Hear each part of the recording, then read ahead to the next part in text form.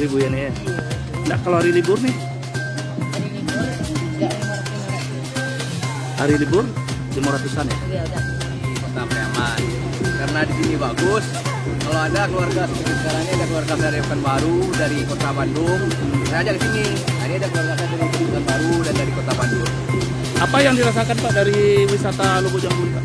Di sini bagus buat apa? Lokasinya unik. Bisa tempat dewasa, anak-anak. Bisa main pasir juga bisa di sana. Tapi lengkap di sini unik lah buat seluruh usia. Pertama, Lubuk Jambu adalah tempat alam yang sangat indah. Kemudian di Lubuk Jambu juga airnya bersih, belum tercemar apa-apa, karena dari dulu sampai ke sini tidak ada kotoran-kotoran sehingga airnya bersih. Kemudian juga Lubuk Jambu dari dulu sudah merupakan tempat pemandian.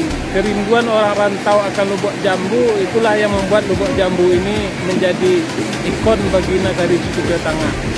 Lubuk Jambu bukan hanya dikenal sekarang aja, dari dulu juga kerinduan orang rantau akan pulang ke kampung itu adalah karena Lubuk Jambu itu memang betul-betul indah mempesona.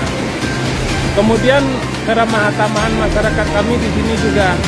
Masyarakat di sini tidak pernah mematok apapun terhadap pengunjung, termasuk parkirnya juga sekedarnya tidak pernah kami mematok.